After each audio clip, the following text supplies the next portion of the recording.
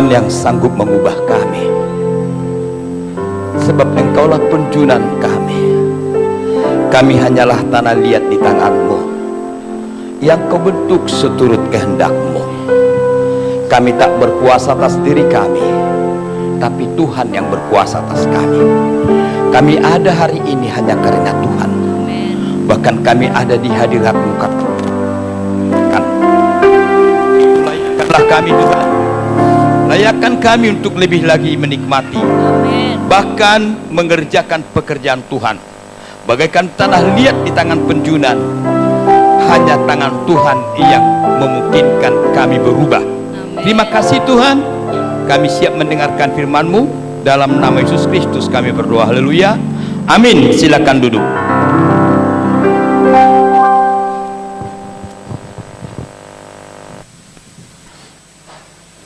Ya, di paralel.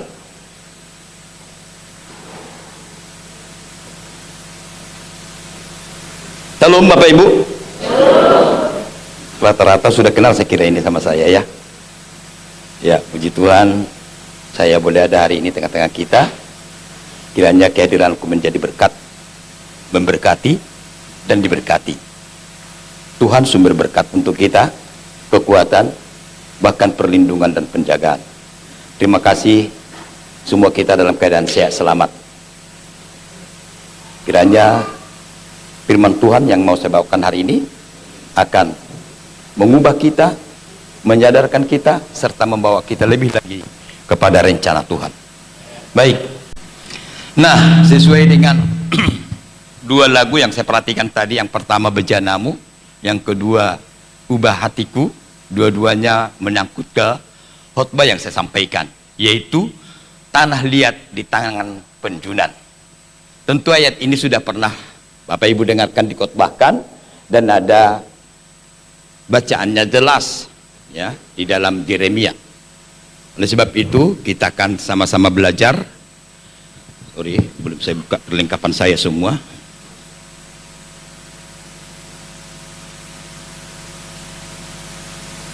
Live streaming ini ya. Ya, live streaming. Wah, saya paling takut khotbah live streaming. Saya pernah masa COVID ini sampai 5 kali, kalau tidak salah 5 atau 6 kali live streaming.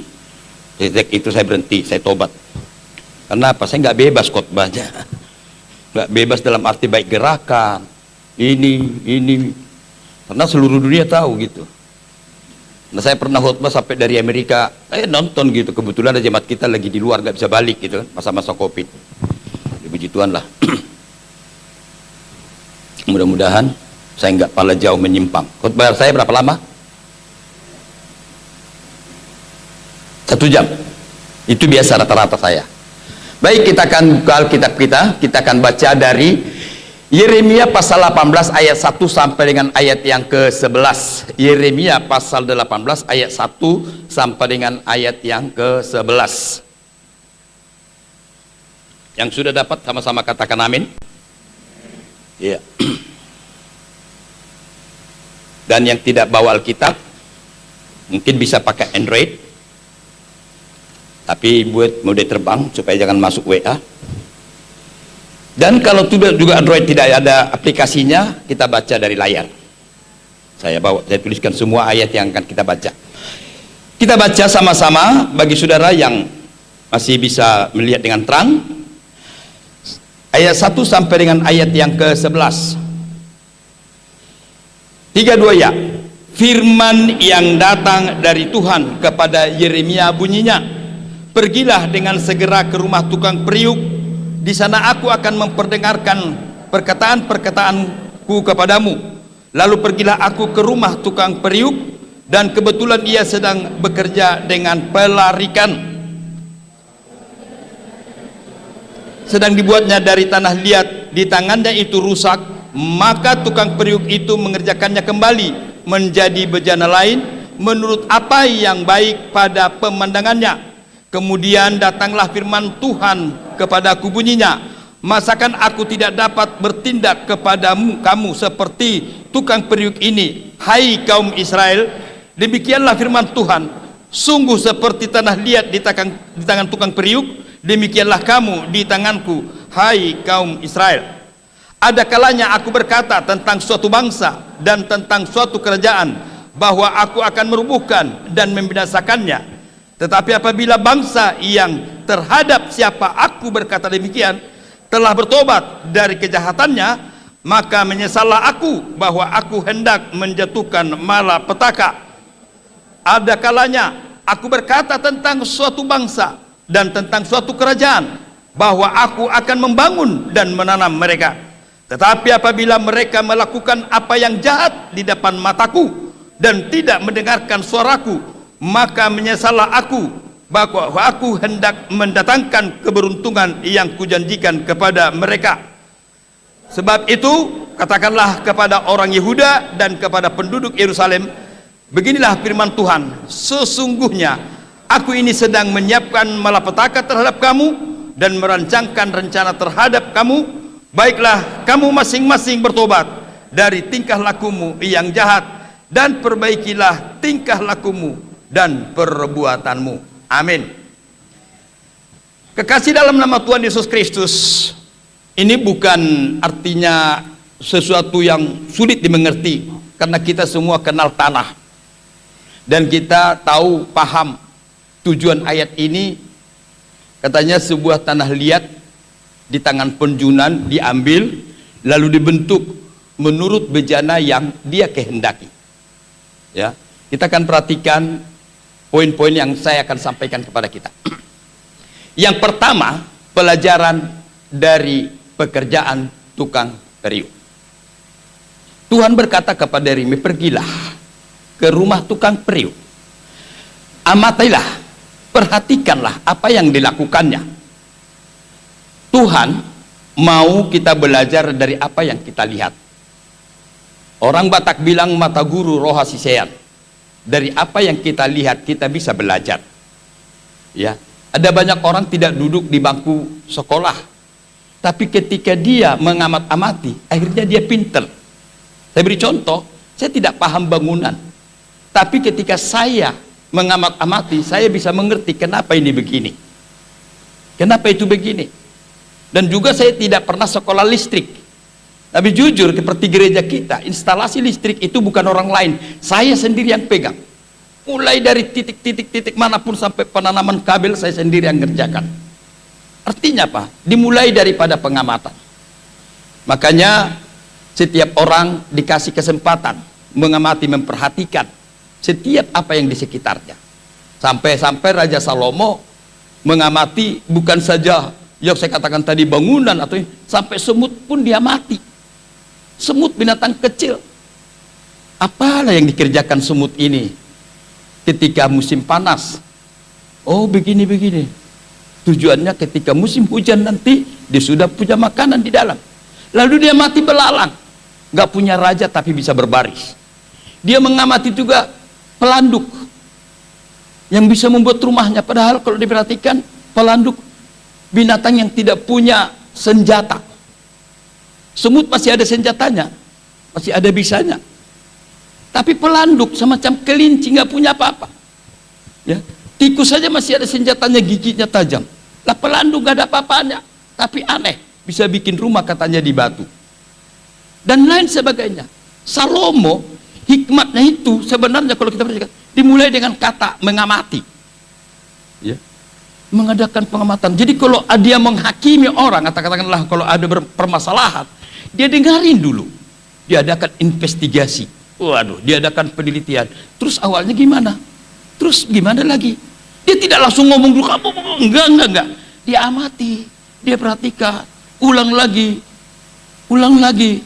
Nah, Tuhan katakan kepada Yeremia, lakukan seperti itu kepada tukang periuk. Amati, lalu pergilah dia, ya. Pergilah, amatilah apa yang dilakukan tukang periuk. Tentu mengamati tukang periuk nggak pala sesulit mengamati pabrik sandal misalnya, ya kan? Bahannya panjang ini, bahannya tanah liat, ujung-ujungnya juga tanah, nggak berubah jadi keramik kan? Yang walaupun memang keramik dari tanah juga, tapi ini masih bejana. Terus diamatinya, dilihatnya mulai dari segumpal tanah dicangkul, ada batu-batu, ada akar-akar. Lalu setelah itu memproses tanah liat hingga bisa dibentuk. Ada kalanya harus dipijak-pijak, dicampur air supaya lembut, dan lain sebagainya, sehingga menjadi sebuah adonan. Seperti ibu-ibu kalau mau bikin kue bolu, bagaimana supaya nanti enak, kembang, ada bahan-bahannya. Tapi saya kira lebih susah bikin kue bolu daripada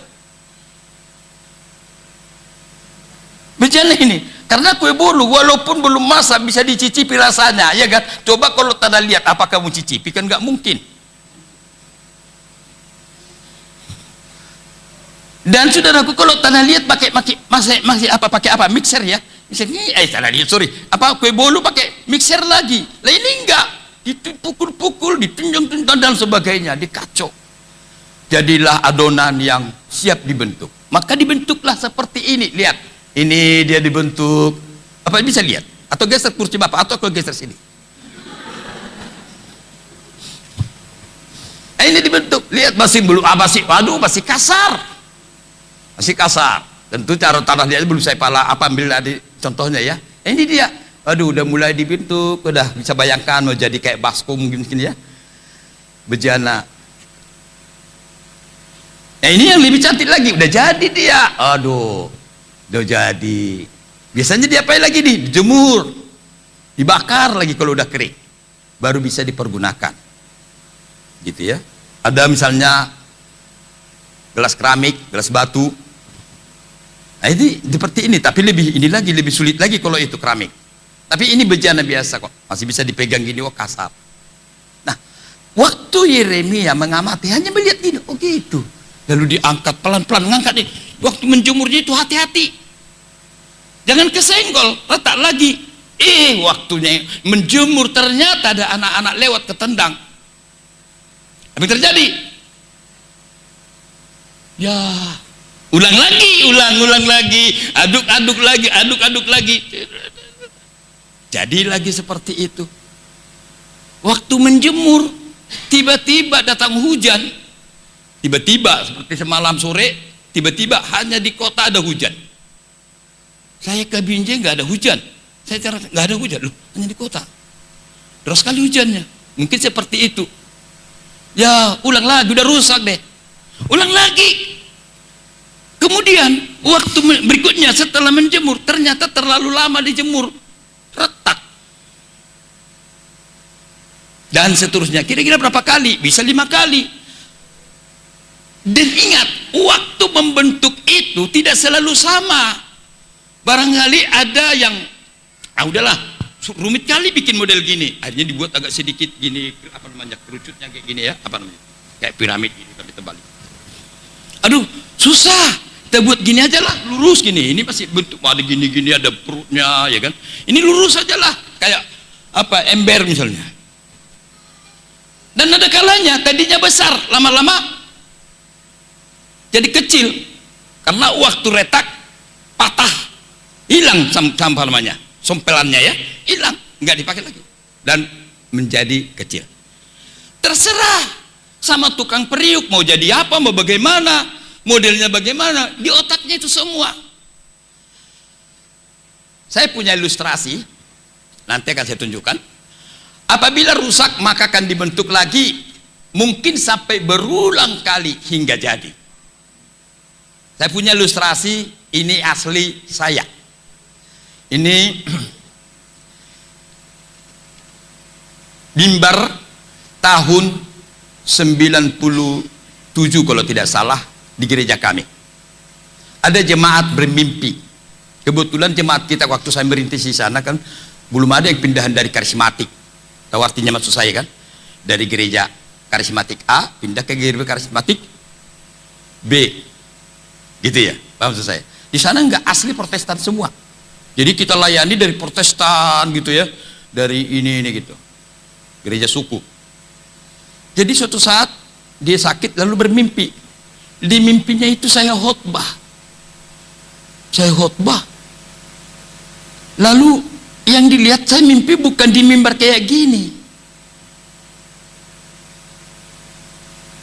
tapi mimpi di mimbar besar kayak mimbar gerejanya lama.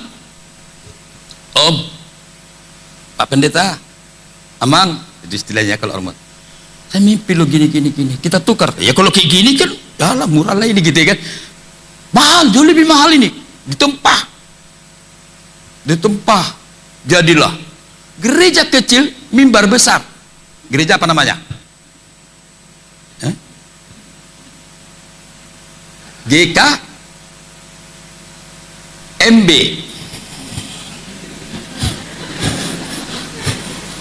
GKMB. Gereja kecil. Pokoknya jangan ngantuk lah. Itu jadi GKMB dulu, bukan GP langsung, GKMB. Jadi saya rasanya dikurung di dalam itu kan.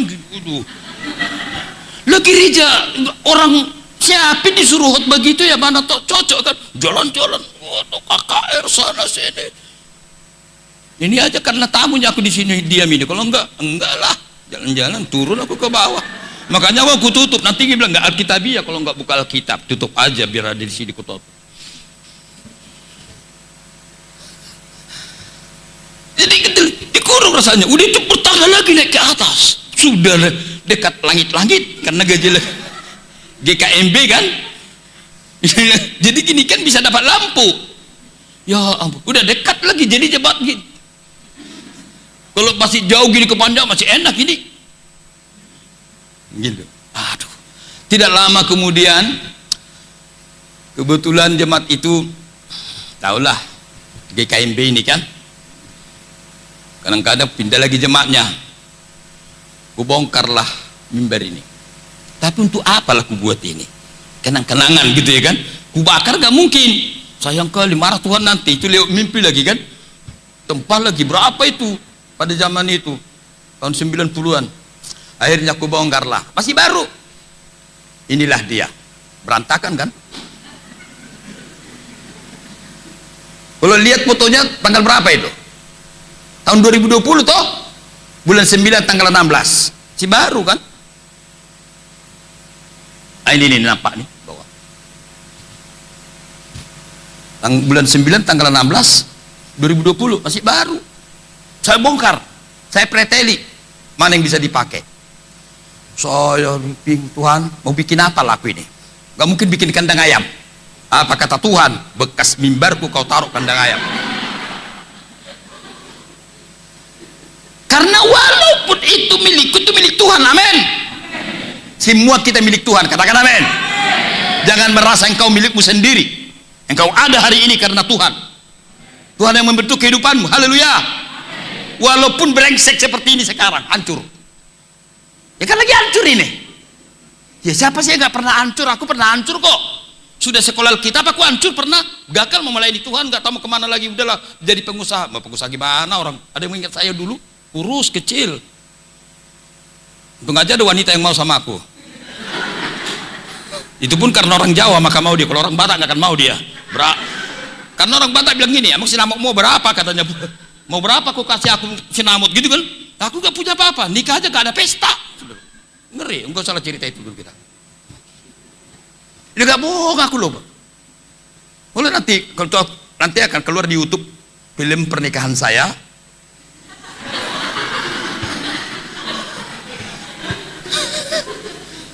Ada orang di zaman now, zaman teknologi, kenangan pernikahannya udah gak ada. Ada dulu di Facebook, ternyata posotnya hilang, nggak bisa lagi dibuka. Nah kalau saya masih ada, akan keluar. Mulai dari saya sekolah Alkitab sampai saya punya cucu 5. Anak-anak saya sampai sarjana semua ada fotonya di dalam. Wih, apa nggak luar biasa itu kan? Ya kan Bu, makanya enak jadi pendeta.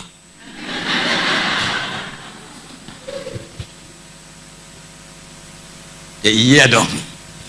Walaupun gajinya gak usah dibilang. Nah ini berantakan. Sekali lagi hidup kita bisa pernah udah bagus dulu, lulus sekolah sarjana tapi pernah berantakan. Ada. Udah melayani WL berat, ada berantakan. Aku tahu ada pendeta yang dulu dipakai luar biasa jadi pengusaha, ada berantakan seperti ini. Tapi sang penjunan itu, saya yang punya ini, saya olah lagi. Mau lihat olahannya? Ini yang pertama.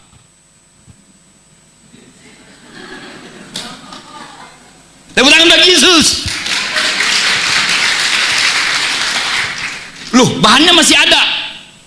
Ini mau kemana lah aku bikin? Ini jadi member Perjamuan Kudus. Ini ada rodanya. Kalau Perjamuan Kudus taruh di atas. Saya lupa waktu moto nggak taruh Perjamuan Kudus. Apanya kawan-kawan? Sep, gitu Perjamuan Kudus depan. Habis Perjamuan Kudus tutup layar. Sep, simpan lagi. Ruang Maha Kudus. Jadi ini ada ruang Maha Kudus. Sisanya dikemanain? Ku olah lagi. Tuhan mau bikin apa lagi ini? Tahu yang kedua? Yang kedua ku taruh di depan di ruang halaman. Yang satu di ruang. Yang satu lagi yang alfa dan yang untuk ini lihat ini untuk tempat amplop nggak kayak ini pegangi gini. Apalagi masa Covid kami nggak ada dilayani, ambil sendiri. Ambil sendiri amplop persembahannya. Sampai di situ ada 5, ini hanya 1. Ada perpuluhan, ada ucapan syukur, ada pembangunan, ada untuk pendeta, ada kolektif kas. 5. Kadang-kadang jemaat kurang lagi di Pak kata.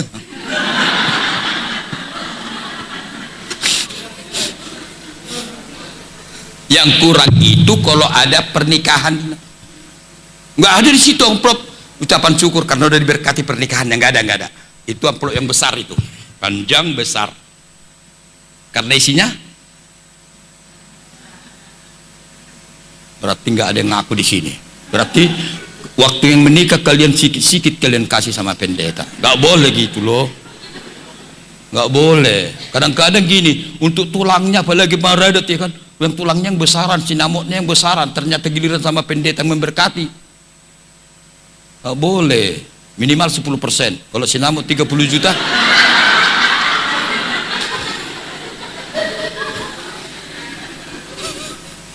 Kok nggak percaya? Buktikan nanti. Oke, kita lanjut. Akhirnya dapat 2. Dihancurkan yang lama, dapat 2. Pertanyaan saya, ini ya, mana lebih bagus? Yang atas atau yang bawah? Kalau disuruh ngambil sekarang kalian, ambilkan itu untuk kalian, untuk gereja kalian, mana yang kalian ambil? Enggak yang besar di atas, biar di sini.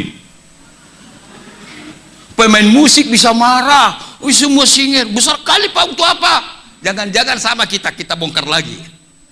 Tapi kalian ambil yang bawah, yang ruang Maha Kudus atau yang ruang halaman? Dua-duanya, karena di ruang halaman tidak ada meja kulihat. Pintu gerbang untuk penerima tamu nggak ada. Ruang kudusnya ada nggak? Kalau Perjamuan Kudus di sini harus ada layar cit dia sembunyi. Oke, kita lanjut. Itu hanya sekedar timico. Nah ini dia di tangan saya yang merusak, tapi saya juga yang memperbaiki. Tuhan katakan, bukankah aku berhak? Aku kalau merencanakan suatu bangsa hancur karena dosanya, aku bisa hancurkan. Tapi kalau bangsa itu bertobat dan berubah, maka aku batalkan niatku menghancurkan.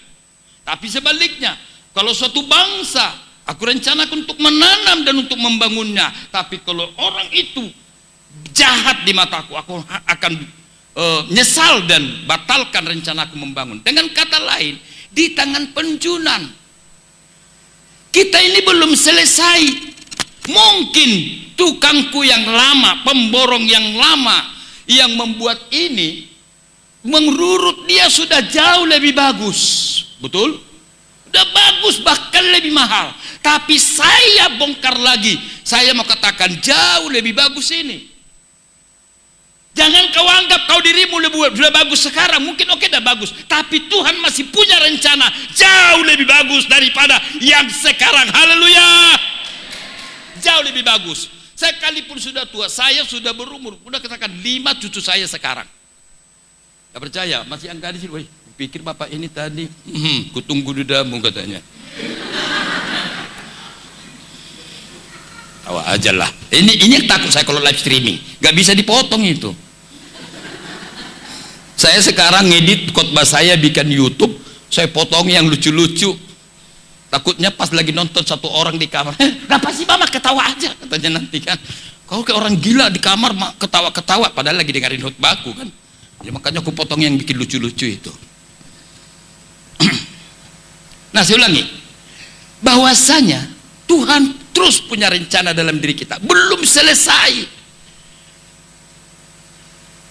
Akulah bejana, rusak di tangannya, dibentuk kembali, telah berulang kali menjadi yang lain, walau ku tak ingin. Selesaikan oh Tuhan, sekarang ku pasrahkan. Bahkan saya mau katakan, ketika Tuhan bentuk saya, bukan seperti apa yang kuinginkan.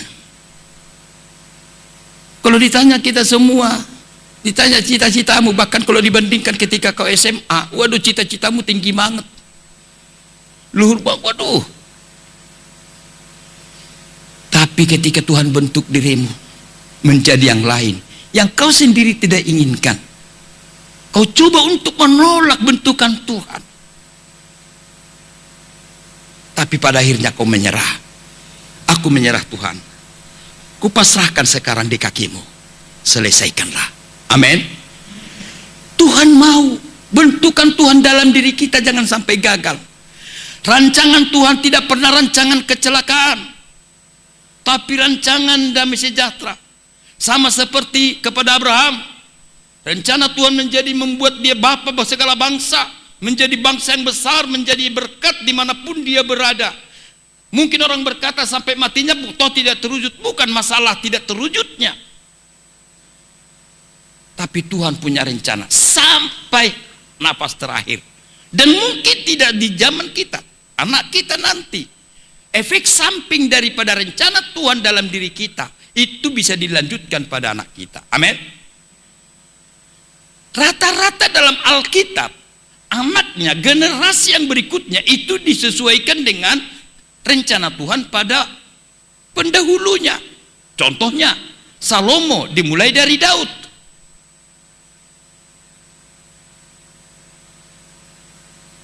Dan masih banyak contoh dalam Alkitab dimulai dari generasi di atasnya. Oleh sebab itu, jangan pernah kau berpikir gagal. Enggak, Tuhan tidak pernah gagal. Yang gagal itu kita. Kita gagal mewujudkan rencana Tuhan. Oleh sebab itu, kita katakan, selesaikan Tuhan. Aku siap engkau bentuk seturut kehendak-Mu. Kita lanjutkan. Nomor berapa sekarang? Nomor 2. Sangat mudah bagi Allah untuk memakai kita seperti apa yang Dia inginkan. Sangat mudah. Gak sulit kok. Bagi Tuhan seperti apa kita, Tuhan itu mudah banget melakukannya. Saya beri contoh. Yusuf jadi Perdana Menteri itu mudah banget sama Tuhan. Tapi bagi manusia siapapun dari zaman dulu sampai sekarang sulit itu. Dari seorang yang pernah napi, dari seorang yang pernah dibuang, yang jauh dari keluarganya tersisih, bahkan jauh dari bangsanya, dia berada di Mesir yang bukan satu bahasa, satu agama, satu bangsa, dan satu negara. Tapi bisa jadi Perdana Menteri di Mesir, menjadi orang terpenting di Mesir, itu karena Tuhan. Daniel, tawanan, dibandingkan orang-orang Kasdim, orang-orang pintar yang apa, dia sebenarnya nggak dimasuk hitungan. Tapi bagi Tuhan sangat mudah, sekali lagi sangat mudah bagi Tuhan untuk menjadikan kita mau jadi apapun yang Tuhan kehendaki. Amin. Yang sulit itu kitanya sendiri. Banyak ilustrasi orang-orang hebat sebenarnya dimulai bukan karena hebat dari awalnya. Kalau ada orang kaya karena kaya bapaknya banyak itu. Joko Chandra orang kaya pasti anaknya kaya. Walaupun dia masuk penjara. Gak semua hartanya habis. Anaknya bisa lagi melanjutkan. Wajar. Tapi kalau orang yang susah, yang tidak ada tanda-tanda menjadi orang hebat, tapi Tuhan bisa buat orang hebat. Itu pekerjaan Tuhan. Kalau engkau hari ini ada, mungkin ada di antara sahabatku, saudaraku, adik-adikku laki-laki, engkau yang tadinya menjadi orang yang putus asa dalam hidupmu, bahkan engkau pernah mau bunuh diri, engkau merasa mau lari dan tidak berharga, orang tuamu seolah-olah tidak peduli kepadamu, dan engkau ada hari ini di mata Tuhan, di depan Tuhan, sujud kepada Tuhan. Itu bukan dirimu, Tuhan punya rencana dalam dirimu. Amin. Kita lihat ayat 6. Kita baca sama-sama. 3-2. Masakan aku tidak dapat bertindak kepadamu seperti tukang periuk ini? Hai kaum Israel, demikianlah firman Tuhan. Sungguh seperti tanah liat di tangan tukang periuk, demikianlah kamu di tanganku, hai kaum Israel. Ini disebutkan secara bangsa, tapi ini bisa juga pribadi. Boleh ganti Israel itu dengan namamu, mungkin margamu, mungkin keluargamu, bahwa Tuhan sanggup seperti tanah di tukang periuk. Makanya ada nyanyi Pentakosta, nang namorai tarabay ni bana do pugos, nang napugosi tarabay ni bana do mora. Tuhan sanggup membuat orang miskin jadi kaya. Saya masih ingat, saya renungkan, siapakah aku ini di matamu Tuhan? Saya pernah kerja di Torganda, 2 hari dipecat, pekerjaan paling rendah, jangan paling hina dulu ya, paling rendah, memiringi sawit. Saya kira nggak usah lulus, nggak usah tunjukkan ijazah, di sini bisa kok. Melamar pekerjaan tukang itu nggak usah tunjukkan ijazah. Justru saya dipecat, makanya saya pikir mana aku nyerah sama Tuhan. Saya jadi pakai pendeta. Ditanya tentang sekolah, saya lulus SMP, bermodalkan ijazah SMP saya ke sekolah Alkitab Siapin Majalengka. Tapi tahukah saudara, saya 3 kali 4 kali saya sudah. Sekarang ini BTH saya sudah seleting dengan Bapak Surbakti. STH nggak ada di sini di Sumatera ini seleting dengan saya. Karena saya bukan disiapin STH-nya. MBIN seleting dalam almarhum. MTH saya dari Jogja. Jadi berapa kali? 4 kali saya diwisuda. Mau apa lagi? Ya tak maunya saya dokter, karena saya pikir aku orang desa kok, masa dokter-doktoran. Udahlah, gini-gini aja udah syukur itu. Artinya apa? Siapakah aku ini Tuhan? Hanya lulus SMP, dipecat dari tukang memiringi kebun saya, dan sampai hari ini aku mau tanya, siapa yang memecat aku? Karena baru 2 hari kerja, nggak kenal siapa mandor, siapa asisten. Saya mau tanya, kenapa kau pecat saya baru 2 hari kerja? Apa salah aku mau kugituin? Tapi saya ambil positif. Sekali lagi, ambil positif. Saya sebenarnya marah, kok kejam kali kamu. Saya baru 2 hari kerja Amang kerjaan ini apa sih susahnya, Mamir? Menggigis orang Batak bilang, marbabo. Apa sih susahnya itu? Amang ada peraturan, tangan harus begini, kaki harus begono. Gak ada ku tahu, tapi saya mau tanya, kenapa kau pecat aku? Mau marah saya sama dia, karena saya sekarang sudah pendeta. Mau tanya, penasaran saya, mau pergi saya ngambil registrasi, misalnya cari dulu siapa pada tanggal sekian, bulan sekian, tahun sekian, mandor kami siapa. Mau tanya, tapi nggak mungkin lagi ya kan? Tapi ku ambil positif, bilang sama kiri kananmu, ambil positif. Untunglah kau pecat aku, maka aku jadi pendeta. Haleluya. Untung aku dipecat. Terkadang dalam hidup ini bentukan Tuhan. Sama seperti tadi, ada anak-anak senggol pecah. Untung kau senggol, saya dibentuk ulang. Haleluya. Bisakah menerima khotbah saya? Sederhana kan, misalnya gitu. Memang gitu, kalau khotbah dari kampung gitu. Gak pakai bahasa Yunani lah, bahasa Ibraninya. Maka kalau ada benturan, kalau ada masalah, ambil positifnya, jangan marah. Haleluya. Jangan tersinggung, jangan sakit hati lah. Kalau kau mau dibentuk Tuhan lebih dalam lagi, lebih hebat lagi. Saya ulangi, saya mau. Ngeri kali lah. Ongkosku aja ke perkebunan itu pinjam. Lah 2 hari kerja terus apa mau ku makan? Ongkos pulang tak balik. Marah saya. Coba kalau kau ku pecah sekali mau ku gituin. Tapi ya udahlah, ambil positif aja lah. Kalau ada masalah, ada benturan, ada konflik, entah suami istri kayak itu ya kan, apalah berteman, bahkan mungkin dalam pelayanan, udah positifnya syukurlah. Saya pernah gitu kan, katanya yang di pesawat apa itu kan, yang jatuh kemarin, nggak jadi dia naik pesawat gara-gara tukar apanya, tes swabnya itu apa namanya, tertukar ya kan, yang salah, yang nggak jadi, akhirnya nggak jadi naik pesawat. Marah dia sempat gara-gara kertas ini gitu ya. Gak jadi aku pulang begini. Tapi syukurlah gak ikut aku. Kenapa? Gak jadi. Ambil positif. Contoh kan bagi anak gadis, anak muda. Kalau udah ada pacar muda lama kau bina ternyata putus, ya ambil positifnya aja lah. Gak sampai bunuh diri kau gara-gara itu. Sakitnya, bagaimana nyanyinya? Sakitnya gitu ya, ya udah. Positifnya adalah ambil, gak usah udah habis uangku kau bikin. Kamu habis manis apa dibuang teh apa kok tahu?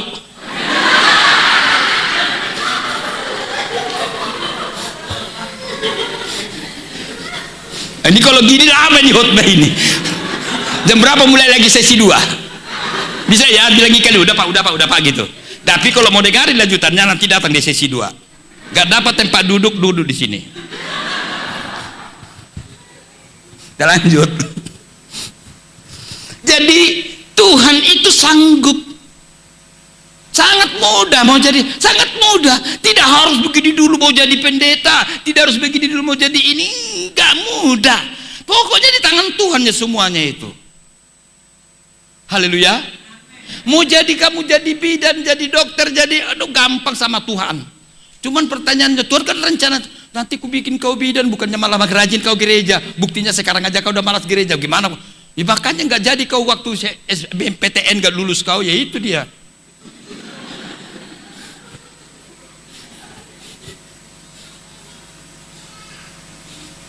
Ada gitu. Gak lulus di sekolah polisi, udah latihan sana sini macam polisi, sampai semua latihan, nggak lulus. Rupanya dia, udahlah nggak jadi, pergilah aku ke Majalengka.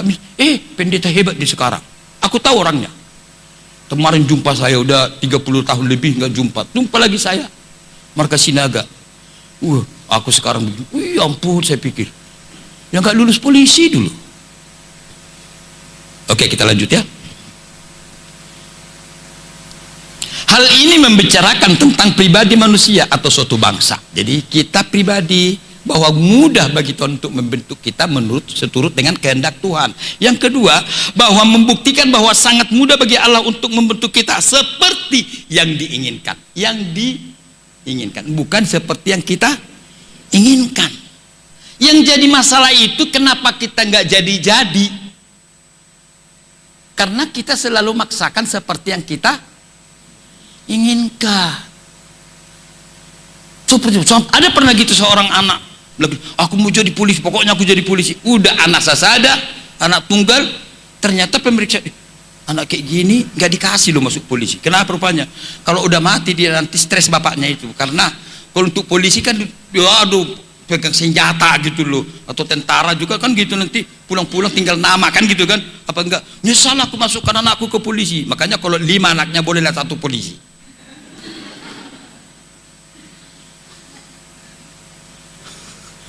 Nah, baru yang agak bodohnya, yang nggak lulus itu bolehlah masuk pendeta. Oh salah itu ya, salah. Kalau bisa yang pintarnya, supaya kayak Simar Mata pinter, namanya smart. Jangan bilang Simar Mata, smart. Oh Pak Smart gitu ya. Pintar kan artinya kan, smart itu pinter. Memang orangnya agak sedikit pintar lah, lebih pintar kamu banyak. Nomor nampaknya? Oke.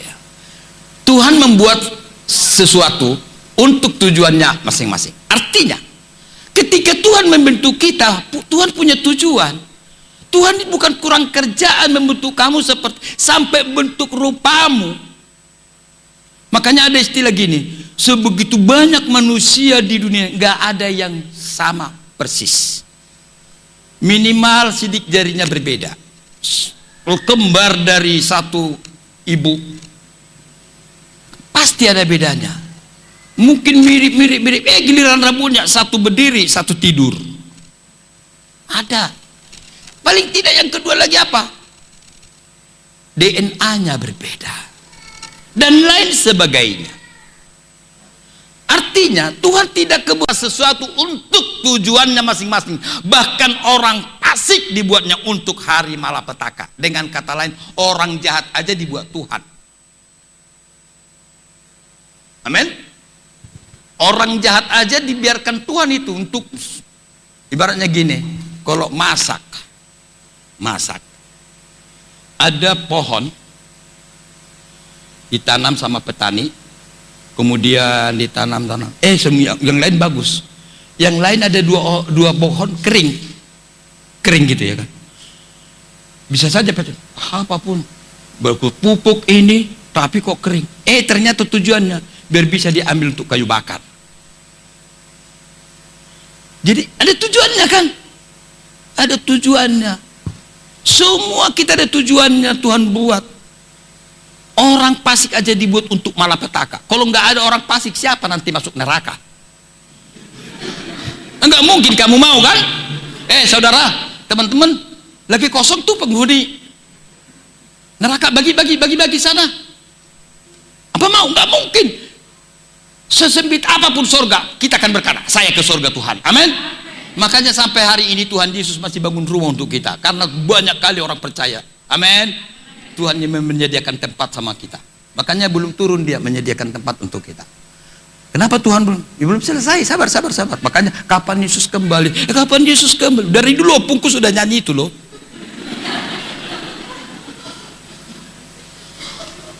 Ya kan dari dulu. Kapan? Tunggu tak lama lagi. Dari dulu Pungkus sudah bilang udah opung aku sekarang. Dulu Pungku itu. Aku sudah opung sekarang, masih tetap sungguh tak lama lagi. Lah kalau ditanya, tunggu sebentar lagi, belum selesai rumahnya. Haleluya. Nah kita lihat di sini bahwa semuanya punya tujuan. Kamu seperti apapun punya tujuan. Ada yang tidak semua satu tujuan. Tidak semua jadi pemimpin. Kalau semua jadi pemimpin, siapa yang dipimpin? Iya kan? Nah kalau semua pemain musik, siapa penyanyi? Karena rata-rata pemusik tidak penyanyi. Betul? Sambil main musik kamu sambil bisa lah.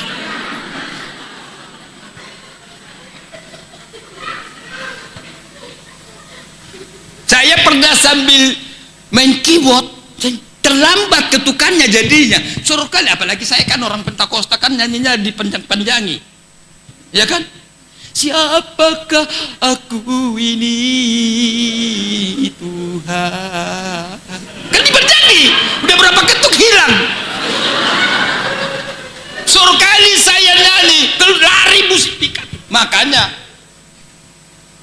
Makanya pemain musik boleh tutup ini, tapi penyanyi nggak boleh, supaya suaramu keluar. Haleluya. Jadi tidak semua pemain musik, tidak semua penyanyi, tidak semua jadi leader, tidak semua orang bisa di mimbar. Ada orang bisa dibilang, ada orang suka kali di dekat pintu masuk, duduknya sudah duluan datang, tetap duduk di belakang. Kalau orang terlambat datang duduk di belakang, wajar ya. Ini enggak, udah duluan dia datang, tetap duduk di belakang. Tante Tan, istri pendiri GPI Majalengka, itu sejak aku kenal duduk dekat peti di belakang, pokoknya di belakang kali. Apa tujuan tante ini? Rupanya bagus tujuannya. Pertama, ngamat-ngamati. Nanti kalau pulang gereja, itu anak siswa-siswa itu bandel-bandel itu, dengar khotbah colek-colek dia katanya. Oh, ditegurnya kami nanti. Oh itu tujuannya kan. Jadi yang di belakang, jangan justru kebalikannya kau sendiri yang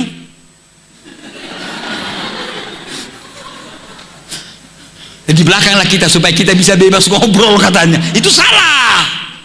Kamu ngamati siapa yang bandel, siapa yang ini. Itu tujuannya. Kalau nggak siap kau di depan kau, biar kau yang dia mati. Itu Pak ya. Nggak siap kau mengamati, pindah kau, biar kau yang dia mati Tuhan. Saya jadi pendeta di gereja kami, saya jujur, kalau duduk disuruh depan gini, kaku rasanya di sini. Macam, wih, semua ngamatin saya, nanti aku di mimbar, saya lagi dia mati. Betul gak? Itu pendetanya itu. Ih, mana pendeta kayak gitu? Kenapa rupanya? Bajunya batik, kok nggak cocok ya? Kan udah banyak tadi yang ngomong gitu loh di belakang. Tuh. Apalagi kalau saya duduk, pendeta gitu, disuruh berdiri, bukannya berdiri dia, duduk dia. Berdosa kau kan liatin pendeta. Jadi gimana? Kalau di rantau nggak, saya duduk di operator. Kuliatin siapa yang bandel, siapa colek-colek. Itu baru nanti kutegur dari depan. Ya, kamu nggak boleh gitu lain kali gitu. Oke, selanjutnya. Jadi Tuhan membuat kita punya tujuan, bahkan punya pelayanan. Di gereja ini sebanyak apapun kita semua punya pelayanan masing-masing. Amin. Tidak selalu sama pelayanan kita. Jangan semua muda-mudi ambisi jadi singer lah, jadi penari lah. Nggak bisa nari di altar, nyanyi di gereja, nyanyi di apa namanya? TikTok.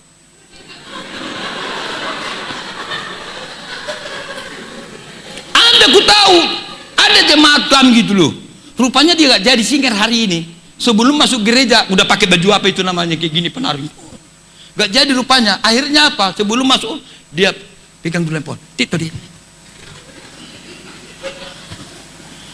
Aku tanya kenapa? Gak jadi kami Pak penari di gereja. Jadi makanya nari di TikTok lah katanya. Maksud saya gini loh Kak. Kalau kau udah penyanyi gereja, udah jangan nyanyi yang lain-lain lagi. Haleluya. Itu jangan semua kau pegang nyanyi dunia, kau pegang nyanyi gereja, nggak boleh gitu. Samanya itu bapak-bapak, kalau kau udah mau belajar melayani, nggak usah lagi kau minum lagi lah. Merokok pun jangan lagi, jangan semua mulut itu semua nyanyi itu, merokok itu, minum itu semua kau. Hah?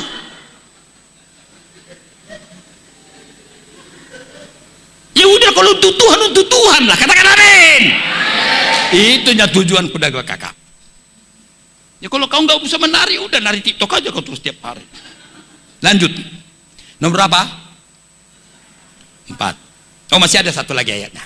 Roma pasal 9 ayat 21. Mari kita baca sama-sama. 3-2 ya.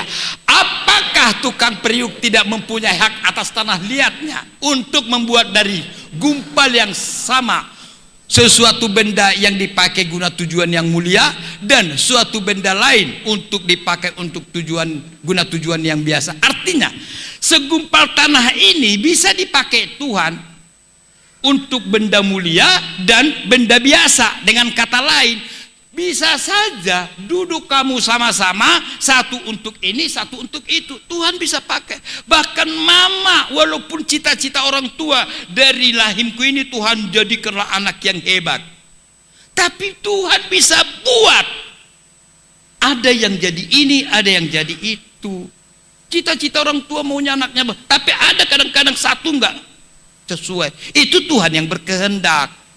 12 bangsa Israel, 12 anak-anak Yakub, semuanya beda. Semuanya beda. Jangankan itu dua aja anaknya siapa Ishak ya. Beda. Beda kok. Si Kain dan Habel beda. Padahal aduh, orang Batak dua ada musuh ngepak nih manuk, ada yang bodoh surhamu katanya. Ya iyalah, kalau kaki ayam kan kalau jalan nggak bisa sama-sama jalan gini, itu pampir. Ya harus beda, satu di depan, satu di. Tapi walaupun satu di depan, satu di belakang, justru harus begitu supaya jalan. Kalau nggak gitu ya nggak jalan-jalan. Ayo duluan, kau lah nggak sama-sama lah kita. Cacat namanya. Jadi Tuhan itu seperti tukang tukang tanah liat tadi, dari benda yang sama menjadi bahan mulia, atau yang sama juga segumpal tanah menjadi yang biasa-biasa. Enggak harus, aduh, anak saya walaupun enggak semua saya katakan harus orang hebat, enggak, ada juga nanti suatu saat mungkin antara mereka ya paling apalah gitu. Oke, kita lanjut. Nomor 4.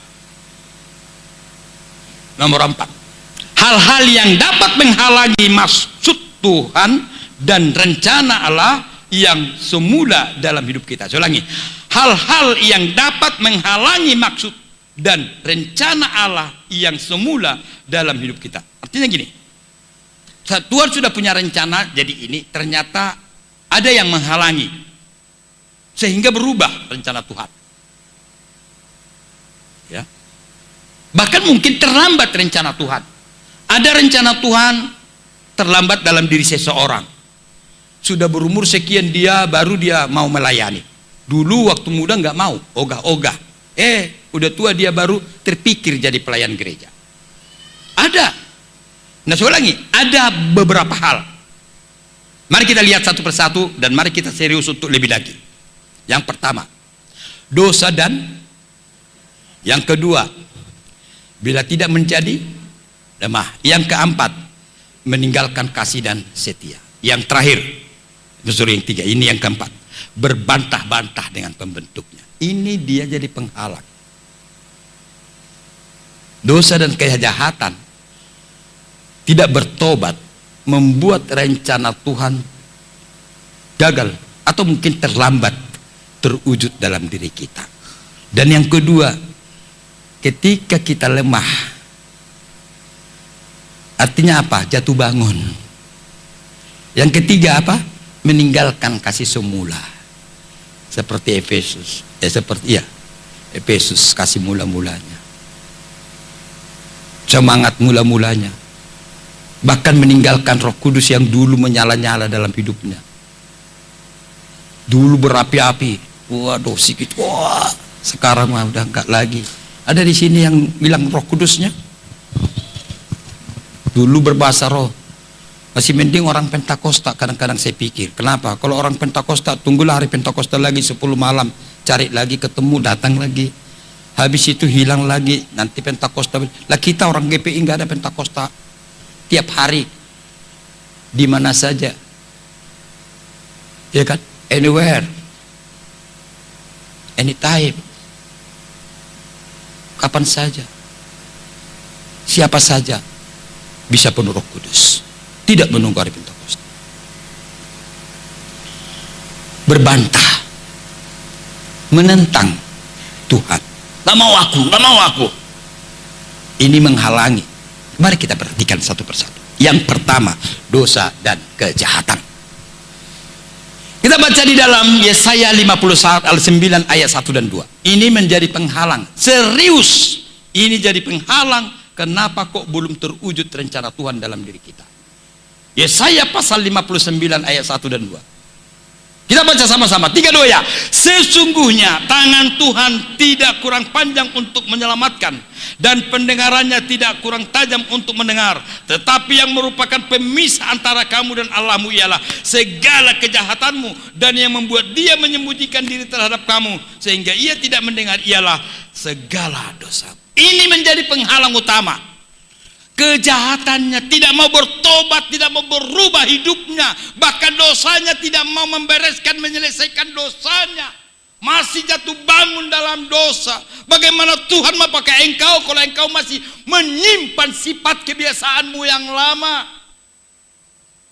Jangankan saya jadi pendeta, kalau kamu yang pendeta, jangankan Tuhan, saya aja jadi pendeta tidak akan pakai kamu jadi pelayan kalau kamu belum bertobat. Jangankan Tuhan, saya aja, kalau kamu masih batu sandungan dalam masyarakat, mananya itu panitia gereja? Kenapa? Main judi lo kuliah di sana. Enggak, sehebat apa, sepintar apapun kamu,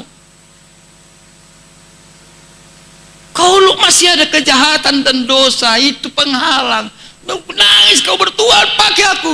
Hanya ini Tuhan, persembahanku, segenap hidupku, jiwa dan ragaku, pakailah hidupku, dan seterusnya. Tuh pakai aku Tuhan, pakai. Gimana Tuhan mau pakai kau sendiri belum bertobat? Dengarkan baik-baik, itu salah satu penghalang. Mungkin manusia tidak melihat, tapi Tuhanku melihat itu semua. Haleluya. Yang kedua, jam berapa? Udah selesai aku, Bah? Belum. Bilangi, jangan segan sama pendeta ya. Kalau masih 10 menit lagi, puji Tuhan. Haleluya. Hujud baik pendeta, hujud. Ya, benar dua. Bila tidak menjadi lemah. Galatia pasal 6 ayat 8 sampai 9. Kita baca lagi sama-sama. 3 2. Sebab barang siapa menabur dalam dagingnya, ia akan menuai kebinasaan dari dagingnya. Tetapi barang siapa menabur dalam roh, ia akan menuai hidup yang kekal dari roh itu. Janganlah kita jemu-jemu berbuat baik, karena apabila sudah datang waktunya, kita akan menuai. Yang terakhir, jika kita tidak menjadi. Ada janji Tuhan, apa yang kau tabur akan kau tuai. Semua kita di sini menabur dari roh, amin. Menabur dari kasih Tuhan, menabur pelayanan yang baik, menabur yang baik, dan percayalah engkau akan menuai yang baik, amin. Bukan saja dirimu, anakmu, keluargamu akan menuai yang baik. Saya jadi pendeta bukan karena usahaku, air mata daripada opung saya dulu, yang setiap waktu membawa saya ke gereja, menggendong saya waktu bayi ke gereja, dan hasilnya sekarang bukan karena saya baik, bukan karena saya hebat, tetapi apa yang ditabur dulu itu yang dituai, dan saya menuainya. Dan saya mau katakan kita semua, apa yang ditabur orang akan dituai. Tetapi kenapa tidak menuai yang baik? Karena sudah menjadi lemah. Jangan lemah. Contoh, kata Tuhan sama siapa? Gak tahu kalian? Malaikat. Kat. Kalau iblis, lis gitu. Bukan si Lisbeth. Kat. Ya Tuhan. 20 tahun yang lalu. 20 tahun loh. Enggak singkat gitu ya. Aku ingat doanya Bapak Sempakata. Ada di sini Pak Sempakata. Oh, memang 20 tahun lalu Bapak udah di sini? Udah ya? Oh, ini gak salah ini ya. Nah, ini aku duluan aja datang ilam itu. Kat. Ya Han.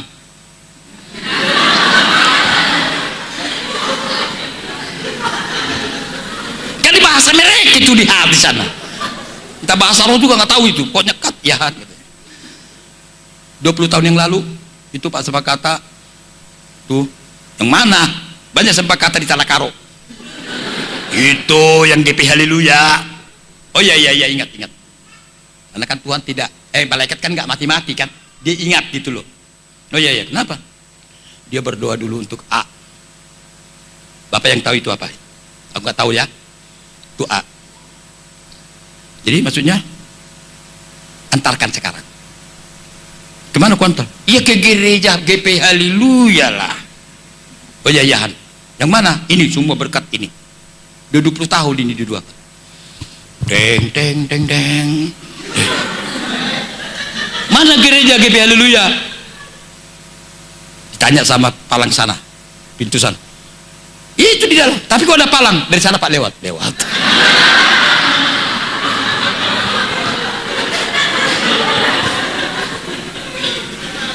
Masuk ke GP Haleluya. Pintu GP Haleluya selalu terbuka. Amin. Mana Pak Semangat? Ini Pak, mohon maaf ya. Ini ilustrasi loh Pak. Mana Pak siapa kata? 2 bulan lalu udah pindah ke GPDI. Kenapa pindah? Lagi lemah imannya. Jadi iya udah di sana dia. Jadi penatua di sana. Bahkan diangkat lagi pendeta muda. Apa itu? Ini ada berkat 20 tahun lalu. Han, gak di situ lagi dia. Ya udah bawa pulang. Pak, Bapak gak dapat yang Bapak doakan karena Bapak pindah.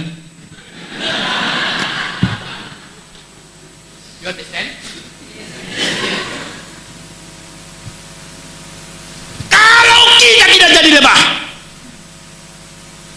kau akan mendapat hasil semua yang kau buktikan dalam pelayananmu di sini. Haleluya. Oh lemah sih, kepanjangan. Oh banyak. Kalau kau tidak lemah, apa yang kau doakan sekian tahun yang lalu, maka engkau akan menerima hasilnya.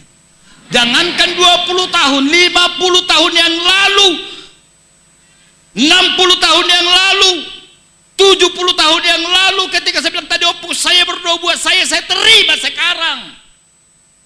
Karena saya tidak jadi lemah, saya tetap setia, saya tunggu, saya percaya janji Tuhan akan digenapi. Haleluya.